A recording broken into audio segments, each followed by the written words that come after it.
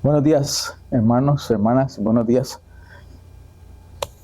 Bueno, seguimos con nuestro estudio y hoy vamos a dedicarnos al estudio de los versículos del capítulo 2. Comenzamos con el capítulo 2 y vamos a estudiar desde el versículo 1 hasta el versículo 16.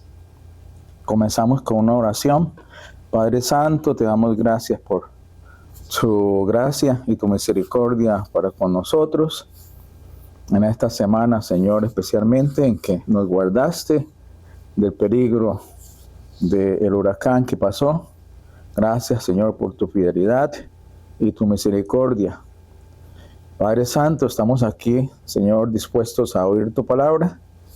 Señor, a que nos enseñes y transformes para que nuestra vida sea, Señor, cada día más como la vida de nuestro Señor Jesucristo.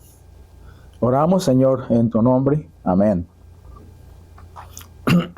Capítulo 2, desde el versículo 1 hasta el versículo 16. Dividí este capítulo en dos partes porque es bien largo. Entonces, vamos a ver primero los 16 primeros versículos.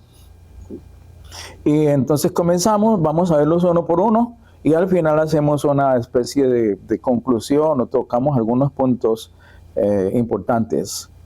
Romanos 2, desde el 1 hasta el 16. Ya finalizamos el estudio del capítulo 1 y en el capítulo 1 veíamos nosotros fundamentalmente que después del versículo 18 en adelante, Pablo expone lo que es la situación calamitosa del ser humano y de la ira que está presente en este momento, sobre todo aquellos hombres que ocultan la verdad, aquellos hombres que buscan la impiedad. Y entonces luego él nos relata y nos describe una serie de situaciones de pecado del hombre. Vamos a comenzar a seguir entonces luego. Ahora tenemos el versículo 1 del capítulo 2 y dice así: por lo cual no tienes excusa, oh hombre, quien quiera que seas tú que juzgas, pues al juzgar a otro, a ti mismo te condenas. Porque tú que juzgas practicas las mismas cosas. Pablo entonces ha finalizado todas sus acusaciones contra todos aquellos que han suprimido la verdad, contra todos aquellos que llevan una vida guiada por una mente depravada. Pero acá sorprendentemente hay un cambio y ya Pablo no se refiere a ellos, sino que dice: pero tú, hombre, o sea, el resto de la humanidad, pero diríamos así, ¿no? El resto, sobre todo aquí, los comentaristas de la Biblia dicen que Pablo se refiere a los judíos. Está hablando de los judíos y dice: pero ustedes de los judíos, quien quiera que sean ustedes los judíos, que juzgan a otros, pero a ti mismo te condenas. Cuando uno está juzgando, a sí mismo uno se condena. Pablo indudablemente dice aquí que estas personas tampoco tienen excusa. Es decir, ni los que no creen en Dios y suprimen la verdad y están en contra de Dios, ellos no tienen excusa ante Dios, ni tampoco los que siguen la palabra de Dios, los que conocen la palabra de Dios, tampoco tienen excusa. Por ningún lado, ninguno de ellos. Es decir, los religiosos, los moralistas, tampoco tienen excusa, porque tú que juzgas practicas las mismas cosas. Es decir, por mucho que estas personas conozcan las leyes, conozcan el Pentateuco, todas estas cuestiones, la ley judía, sin embargo, eso no los exonera de que ellos sean juzgados, y además de eso, están juzgando a una persona por algo que hace que al mismo tiempo ellos están haciendo. Es indudablemente esto lo que comienza a presentar aquí Pablo.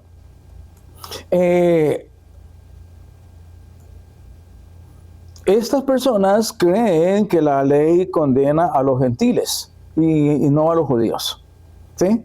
Como Pablo anteriormente estaba hablando de los gentiles y todo lo que pasaba con los gentiles y la mente depravada de ellos, esta cuestión, me imagino que todos los judíos al oír este discurso de Pablo, entonces van a decir, sí, estos gentiles son muy malos, que se condenen, no como nosotros que guardamos las leyes y nosotros que oramos y toda esa cuestión, ¿sí? Pero Pablo dice, no, así no son las cosas. La ley de Dios se aplica a toda la raza humana. La ley de Dios se aplica a toda la raza humana, ¿sí? No a unos pocos y a otros no. Y entonces, no hay excepción, no hay excusa aquí, ¿sí? Hoy en día es muy común esto. Esta misma situación que pasaba antes con los judíos es una situación que se presenta ahora, donde muchas miles de personas piensan que ellos no son pecadores. Que ellos, yo les contaba el otro día a un amigo que tenía que su esposa venía a la iglesia, pero él no. ¿Y por qué tú no vas a la iglesia? ¿Por qué tú no vienes a la iglesia? Y él dice, pues porque yo no soy pecador. Mi esposa es la pecadora. Entonces, y él estaba convencido de que él no era pecador porque él hacía todo lo bueno, cumplía con todo, era una persona ejemplar. Entonces, nada tenía que ir a la iglesia. Y hay miles de personas que piensan así hoy en día. Además, hay otros que ni siquiera saben lo que es el pecado, ni les interesa nada de eso, ¿sí? Y sencillamente se consideran como personas pero muy buenas. Entonces, esta es la introducción, digamos así, que Pablo nos da al capítulo 2, ¿sí? Vamos entonces ahora para el siguiente, el versículo 2, que dice, y sabemos que el juicio de Dios es según verdad contra los que practican tales cosas. Contra los que practican tales cosas es el juicio de Dios, ¿sí? Cuando se ve la lista que Pablo había dado antes en el capítulo 1, pues hay una lista bien grande ahí. Entonces, cualquiera de estos pecados que hay en esa lista son pecados que van a ser juzgados por Dios, ¿sí? Según la verdad contra los que practican todas las cosas, sea por ejemplo la soberbia, más o menos desde el versículo 26 en el capítulo 1, Pablo comienza a escribir la soberbia, los que están llenos de avaricia, los que están llenos de odio, los que no tienen los que no tienen misericordia, los que tienen envidia. Bueno, ahí caemos todos, de una u otra manera, ahí caemos todos, ¿sí? Bueno, no sigo más. Ahí caemos todos, de modo que no podemos juzgar en el sentido de juzgar al otro porque pensamos que somos los buenos. No, en ese sentido no se puede juzgar.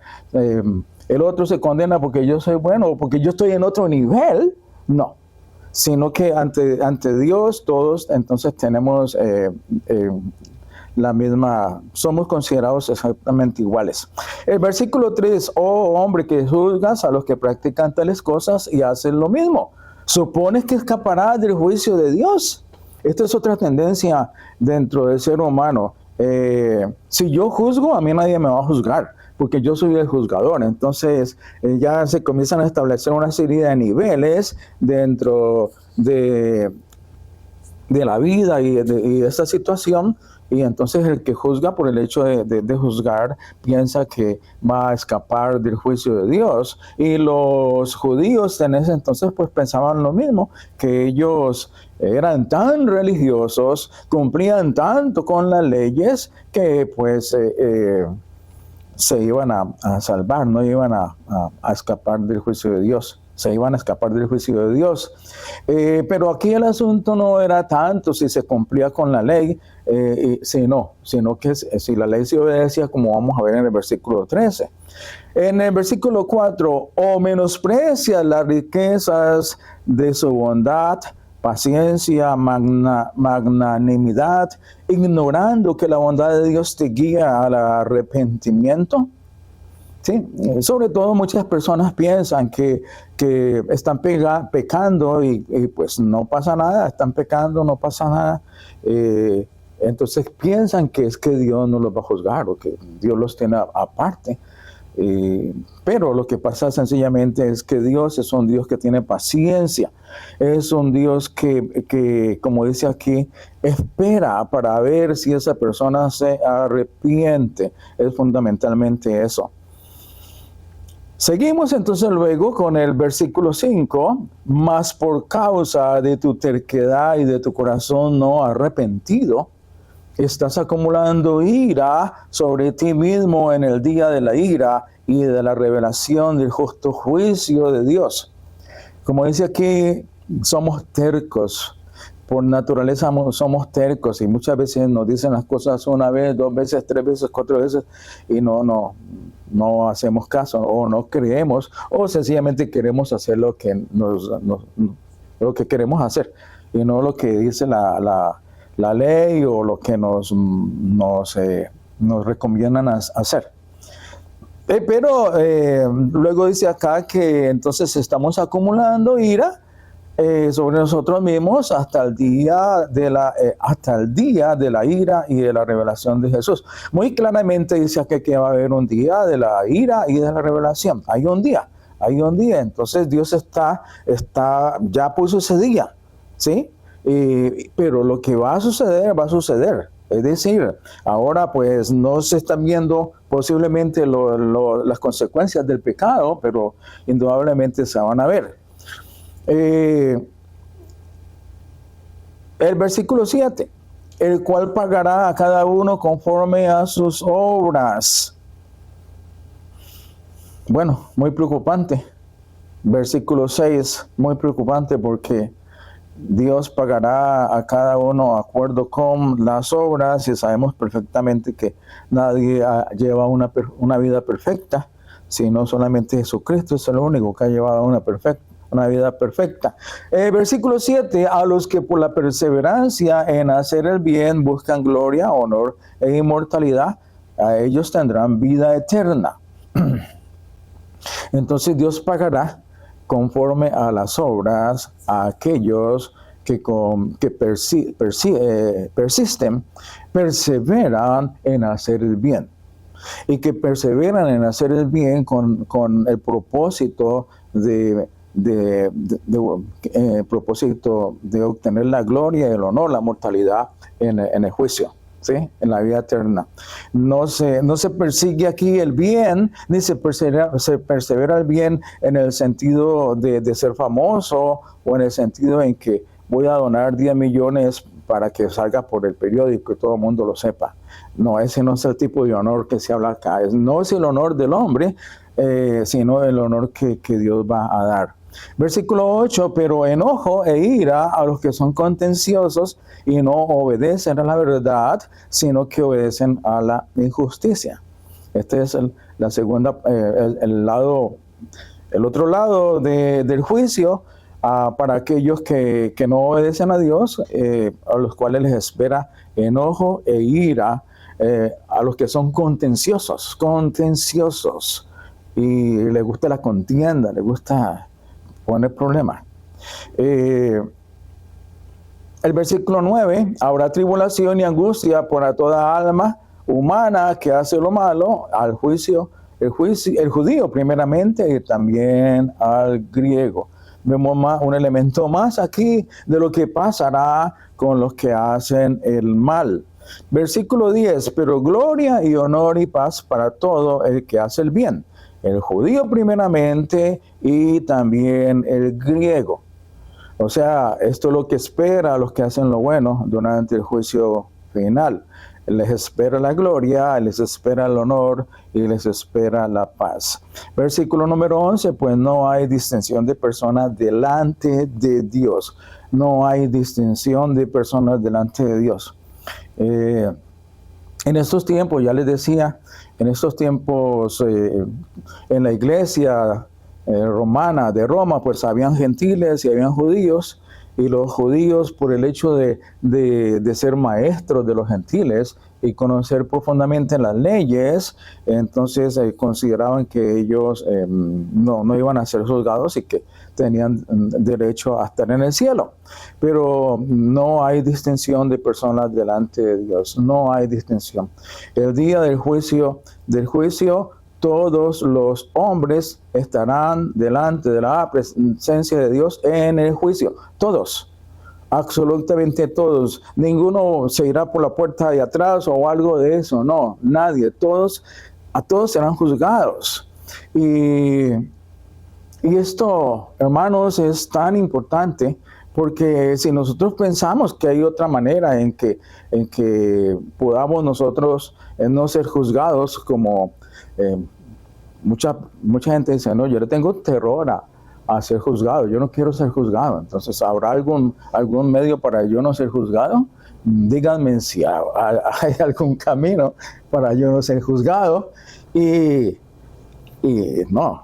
Y es que hace sentido, hermano, porque si hubiera otro medio para no ser juzgado, entonces ¿dónde quedaría la obra de nuestro Señor Jesucristo? ¿Dónde? Si precisamente la obra de nuestro Señor Jesucristo, el sacrificio y muerte de nuestro Señor Jesucristo para salvación, es importante en la misma medida en que nosotros veamos esto del juicio. Ante la inminencia del juicio, vemos la importancia y necesidad de la obra de Cristo.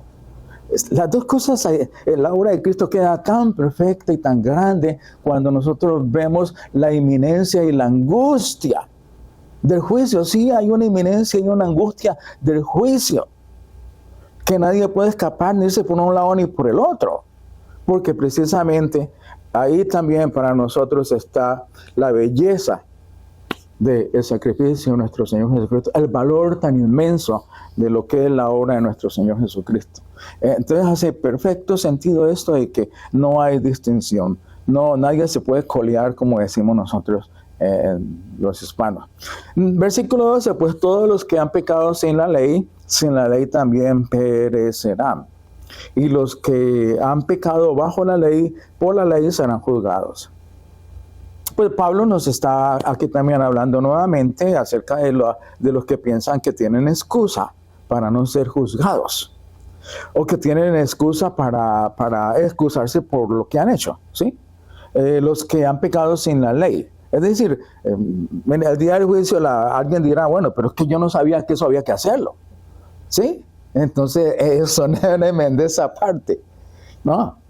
Aquí dice claramente que los que han pecado sin la ley, pues entonces con esa misma ley, sin esa ley también perecerán. Y todos los que han pecado bajo la ley, los que conocen muy bien la ley, no matarás, no cometerás adulterio, no desearás la mujer del prójimo, no robarás, toda esa cuestión. Entonces bajo esa misma ley van a ser juzgados. O sea que no hay excusa. No, nadie quedará exento de enfrentar el juicio. Quien no conoce la ley será juzgado, y también el que conoce la ley será juzgado. Vamos con el siguiente versículo, el versículo 13, que dice, porque no son los oidores de la ley los que son justos delante de Dios, sino que los hacedores de la ley serán justificados. Bueno, todo esto hasta el momento que Pablo venía diciendo, pues se puede resumir aquí. No se trata de conocer profundamente la ley, no se trata de enseñar la ley, nada de esto, sino que se trata de obedecer la ley.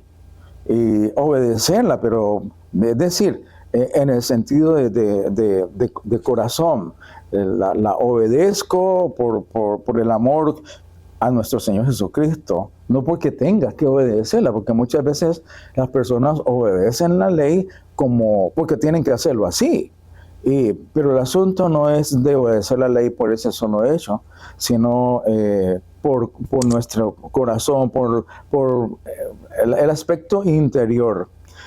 Versículo 14, porque cuando los gentiles que no tienen la ley cumplen por naturaleza los dictados de la ley, ellos, no teniendo la ley, son una ley para sí mismos. Nuevamente, Pablo aquí habla de otra posible excusa para ser exonerados del pecado o de la culpa.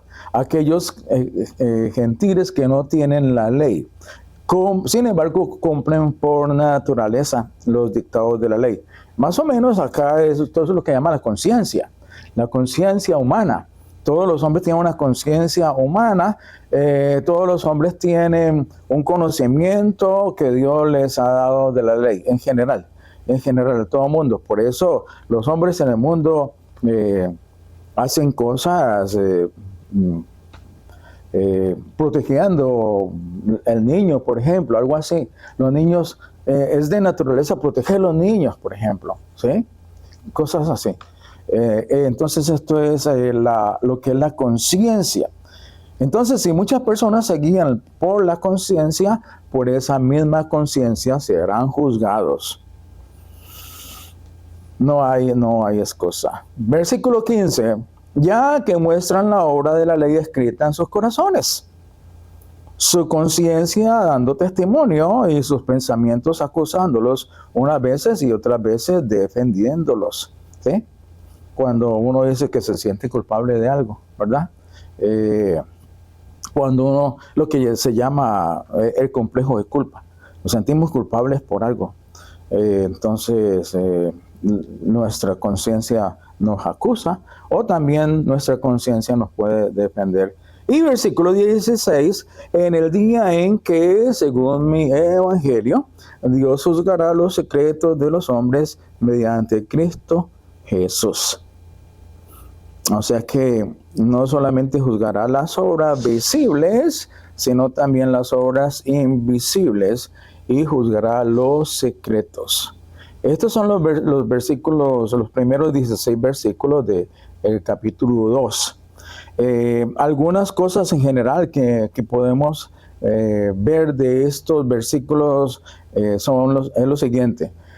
Primero, en estos versículos podemos nosotros encontrar lo que son los principios en el juicio de Dios. Porque miren que Pablo en el capítulo 1 habla de todo lo que es la vida de pecado. Y en el versículo 2 dice, bueno, la vida de pecado y ahora vamos con el juicio, ¿sí? En el capítulo 1 explicamos la pecaminosidad del hombre y en el capítulo 2 explicamos lo que se espera, el juicio de Dios. Más o menos en estos versículos Él nos está hablando del juicio de Dios. Primero, Dios juzgará de acuerdo a la verdad. Eso lo vemos en el versículo 2. Dios juzgará de acuerdo a la verdad, a la realidad. No por suponiendo, no por suposiciones.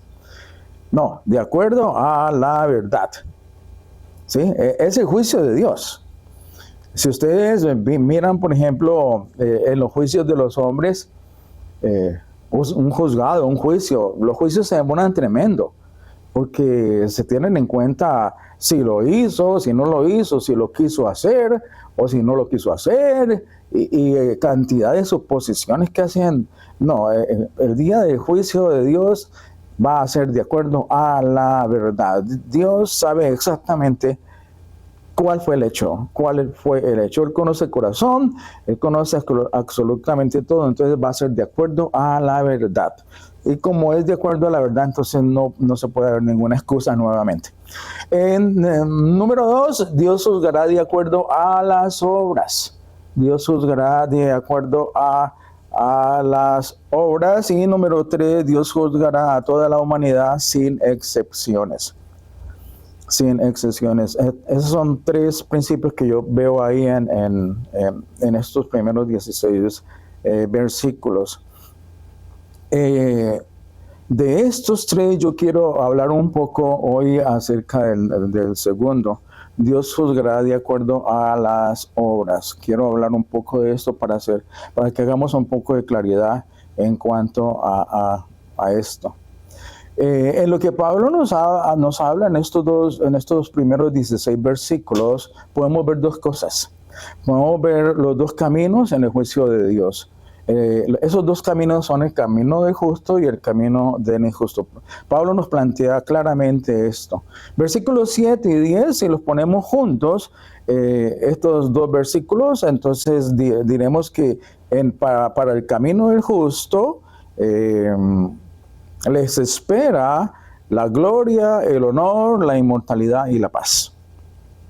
Si ustedes ponen juntos el versículo 7 y 10, esta sería la afirmación: gloria, honor, inmortalidad y paz. Gloria. En este sentido, la gloria, pues ya les dije, no es la gloria de los hombres, ni la gloria que se puede obtener en ese sentido, sino que se refiere a la transformación del creyente a la imagen del Hijo de Dios. La gloria de Dios se reflejará en el creyente.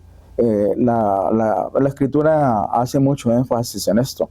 Hay bastantes versículos que podemos encontrar en cuanto a la gloria de Dios que se refleja en nosotros. Voy a citarles solamente uno. Primera de Corintios 2 al 7 dice, más bien, no, le voy a citar dos.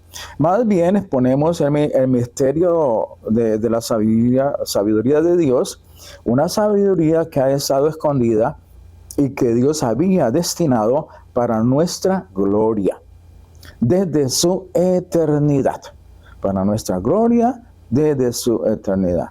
Y un versículo muy famoso, Romanos 8:30. A los que predestinó, también los llamó. A los que llamó, también los justificó. A los que justificó, también los glorificó. Benditas palabras. Todo el plan de Dios de salvación, todo el plan de Dios de salvación desde la eternidad llega a su punto máximo cuando Dios nos glorifica. Nos glorifica. Esta es la gloria que acaso está hablando por parte de Pablo. Esa gloria que Dios ha planeado para todos nosotros desde la eternidad, desde la eternidad.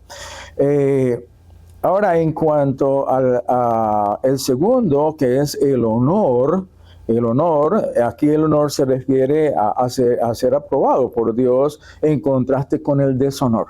¿Sí? Nosotros en el juicio vamos a ser aprobados por Dios y va a ser un honor, pues imagínense, va a ser un honor para nosotros, mientras que para los que no sean aprobados por Dios va a ser un deshonor, inclusive va a ser un desdén que produce el no ser aprobado por Dios. Y en este sentido podemos leer en 1 de Pedro 1 al 7 que dice: el oro, aunque perecedero, se acrisola al fuego. Así también la fe de ustedes, que vale mucho más que el oro, al ser acrisolada por las pruebas, demostrará que es digna de aprobación, gloria y honor cuando Jesucristo se revele. La fe de nuestra nos conduce a que el día en que Jesucristo se revele, vamos a ser glorificados, a tener gloria y honor por parte de nuestro Señor Jesucristo. Y el otro propósito de los que hacen el bien es el de la inmortalidad. O sea, pues aquí se refiere a la esperanza de la resurrección y vida eterna de los creyentes en Cristo. Sí, la vida eterna.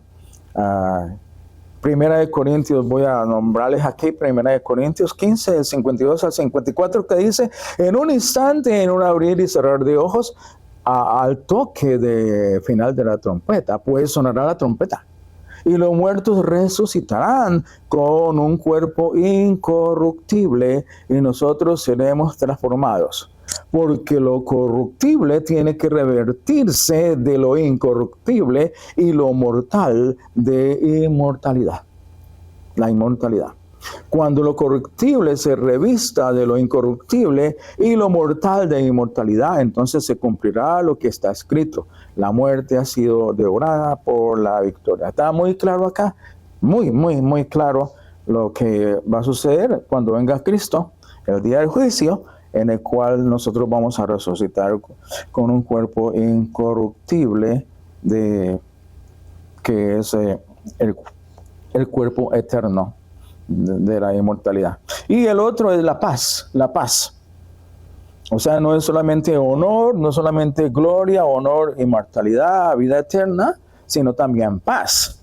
Y en este sentido, pues la paz viene con la inmortalidad, viene con la vida eterna. Sí, porque vamos a tener paz, paz con Dios, porque se trata de esto. ¿Cuál es la paz que habla aquí? Se habla de la paz con Dios, con nuestro Padre, cuando Él nos ha juzgado y nos ha dado la vida eterna, y esa vida eterna implica no más problemas, no más dolor, como se dice, sino que es la paz celestial.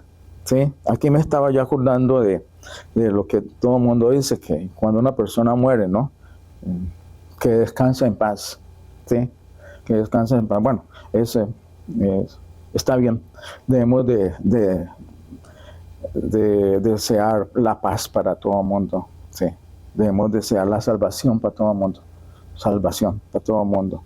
Debemos orar para que todo el mundo sea salvo. ¿Sí? Los que están dentro de la misericordia de nuestro Señor. Eso es entonces el camino del justo. Pero Pablo también habla del camino del injusto, como ustedes pueden ver. Versículo 8 y versículo 9. Versículo 8 y versículo 9 también lo vamos a poner juntos. Y resulta que el camino del injusto conduce a la ira, la indignación, la tribulación y la angustia. La ira de la cual Pablo ha venido hablando tanto desde el capítulo 1, versículo 18, ¿sí? Que dice que la ira de Dios se está revelando y se llega a su máximo el día del juicio final. ¿Sí? Y entonces ahí es la ira a todos aquellos que están en contra de la verdad. Enojo del Señor, un enojo tremendo del Señor contra el pecado, contra las obras malas, y problema, mucha tribulación, mucho dolor y angustia de la vida eterna y la condenación eterna para aquellos que han sido injustos. Eso es lo que espera. El camino del justo y el camino del injusto. Hago yo énfasis en esto de que nosotros vamos a ser juzgados por obras, como se dice aquí, porque hay muchas personas que toman estos versículos con el objetivo de decir, vamos a ser salvados por obras. ¿Sí? Y entonces tergiversan todo lo que Pablo dice acá. ¿Sí? Estos versículos son difíciles de entender para muchas personas, traen confusión para muchas personas y piensan que lo que Pablo dice aquí es sencillamente que si haces lo bueno y perseveras haciendo lo bueno, entonces serás salvo, y que si haces lo malo serás condenado. Sencillamente así ponen las cosas. ¿Sí? Si hace lo bueno, salvo; si hace lo malo, condenado. Pero en realidad esto no es lo que en realidad Pablo dice en estos versículos, desde el versículo 6 hasta el versículo 11. El único camino de salvación es a través de la obra de nuestro Señor Jesucristo y por la fe que en Él tengamos. Nosotros, el único camino es ese. ¿Sí? No es el camino de las obras. ¿Sí?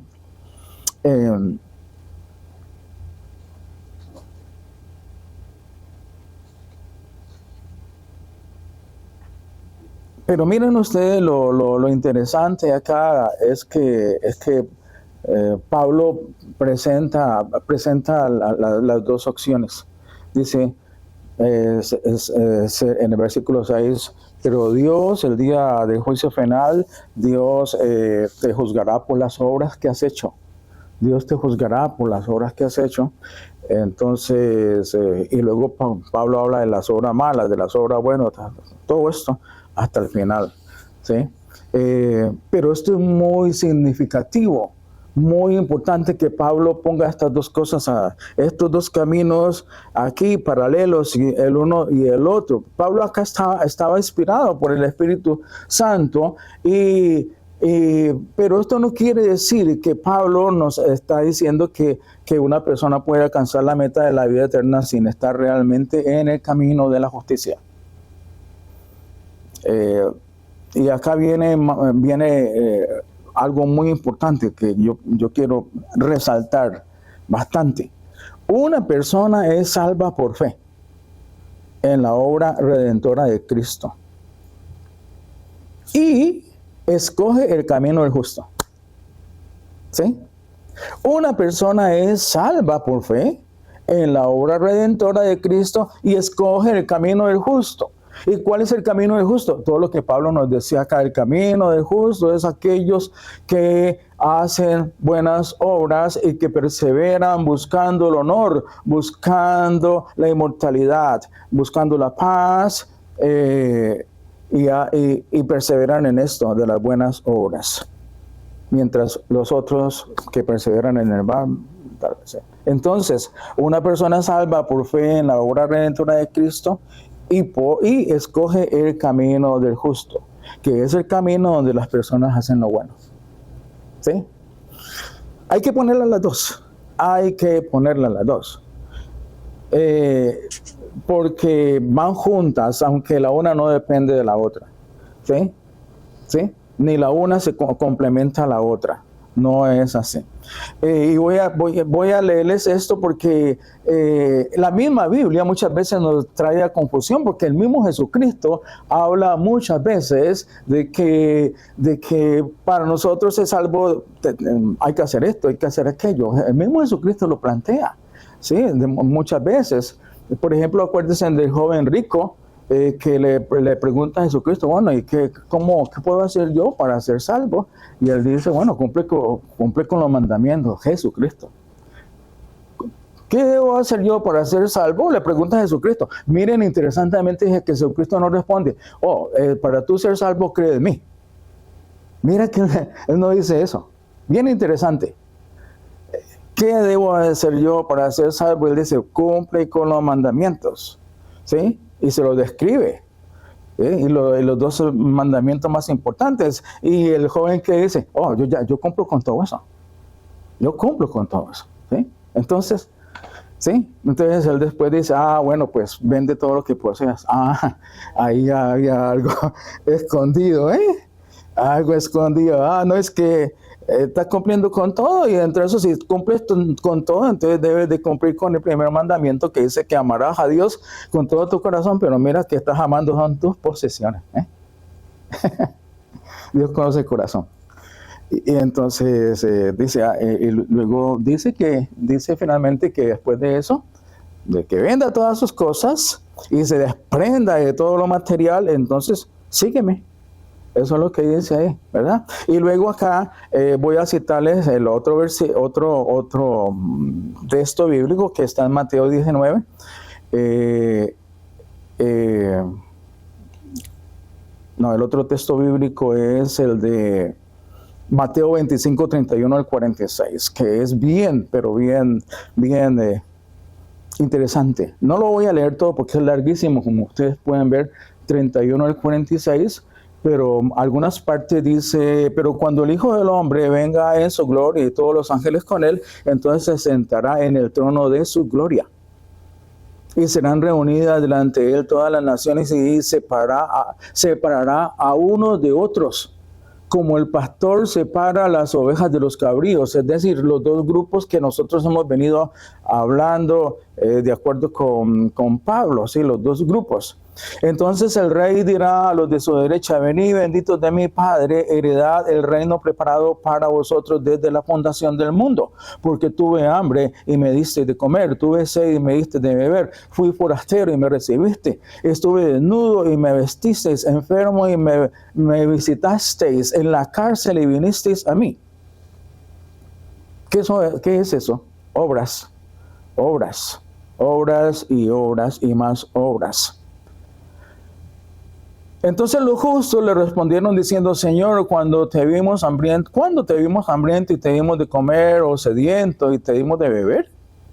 ¿Y cuando te vimos como forastero y te recibimos, o desnudo y te vestimos? Y cuando te vimos enfermo o en la cárcel y vinimos a ti? Respondiendo el rey les dirá, en verdad os digo que en cuanto lo hicisteis a uno de estos hermanos míos, aún a los más pequeños, a mí lo hicisteis. Y bueno, y sigue describiendo todo esto de las obras. Y finalmente, versículo 45, él entonces le responderá diciendo, en verdad os digo que en cuanto no lo hicisteis a uno de los más pequeños de estos, tampoco a mí lo hicisteis. Y estos irán al castigo eterno, pero los justos a la vida eterna.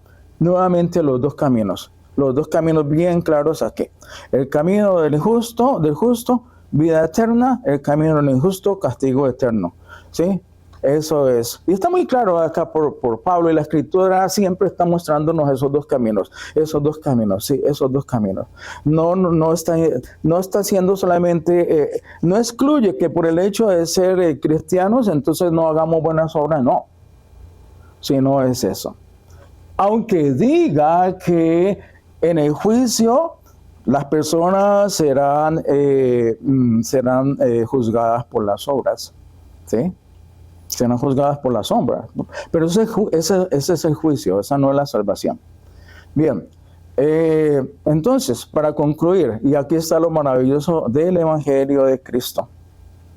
Por un lado, la salvación es completamente por gracia, recibida a través de la fe, y aún la misma fe es por gracia. ¿Sí? Yo tengo fe por gracia, ¿sí? La salvación es por gracia. Nadie que sea salvo puede ufanarse de algo. Efesios capítulo 2, versículo 8, porque por gracia sois salvos por medio de la fe, y esto no de ustedes, pues es don de Dios. Por medio de la fe somos salvos, ¿sí? Y esto no es de nosotros, sino que Dios es el que nos da la fe. Somos salvos sobre la única base de la obra de Jesucristo. Pero por el otro lado, aquellos quienes son salvos por gracia a través de la fe son puestos en el camino de los justos, donde ellos indudablemente hacen buenas obras, como el mundo alrededor de ellos nunca aún comenzarán a soñar o han soñado. Es decir, entonces, que cuando nosotros llegamos al juicio final y estamos frente a Dios, estamos en el camino de los justos, no en el camino de los injustos. Hemos hecho obras porque desde antes la salvación, la fe en Jesucristo nos puso en el camino de las buenas obras. ¿Sí? Es decir, en otras palabras, una persona no puede decir que es salva y hace malas obras. No. Una persona, y Pablo insiste mucho en el capítulo 12, no puede decir una persona que tiene una fe salvadora y está continuamente haciendo las mismas cosas que antes. No. Cuando en el mismo instante en que te alejas de tus pecados, y voy a terminar con esto, en el mismo instante en que te alejas de tus pecados y crees en Jesús, descubres que ya estás en el camino correcto. En el mismo instante en que pones tu corazón a Dios, declaras que Jesús es tu Señor, tu Salvador, ahí comienzas el camino correcto. Dios te está poniendo en el camino correcto porque a partir de ahí comienza un proceso de transformación. Y en ese proceso de transformación está el proceso de transformación de que cambias. ¿Sí? De modo que el camino correcto no tienes que buscarlo, porque el primer paso ya está dado, que es creer en Jesús, ya estás en el camino correcto. Es estar donde Él está. Él comienza contigo en ese punto preciso. Por lo tanto, cuando das un paso adelante, encuentras que la oscuridad se disipa. Cuando sigues tu vida cristiana, encuentras que la luz, ¿sí? Encuentras la gloria, el honor, la inmortalidad y la vida eterna. Amén. Oremos. Padre Santo, gracias. Gracias, Señor, por tu palabra. Gracias, Señor, por tus promesas. Gracias, Padre, por revelar ante nosotros los misterios de tu ser. Gracias, Señor, por enseñarnos acerca del juicio final. Un misterio, Señor, porque a pesar de todo que nos has enseñado a través de tu escritura, sin embargo, es algo tan grande, tan sublime, Señor, que muchas veces no lo entendemos, no lo comprendemos. Pero gracias, Padre, por estas palabras, por estos textos del libro de Romanos, que nos alientan, Señor, a seguir nuestro camino, el camino de los justos. Padre Santo, danos el poder de tu Espíritu Santo. Señor, manténnos, Señor, con los ojos puestos en ti. No dependemos de nosotros mismos, dependemos de ti, Señor, de tu gracia, de tu misericordia. Señor bendito, cúbrenos, protégenos, Señor. Ayúdanos a continuar, Señor, en este camino y ser fieles hacia ti. Ser dignos de ti, Padre Santo. Gracias, Señor, y gracias por tu Hijo Jesucristo, en el cual encontramos la paz, en el cual encontramos la vida eterna. Señor bendito, danos, Señor, tu Espíritu Santo y transfórmanos cada día más y más de acuerdo con tu Hijo Jesucristo. En nombre de nuestro Señor hemos orado. Amén, amén y amén.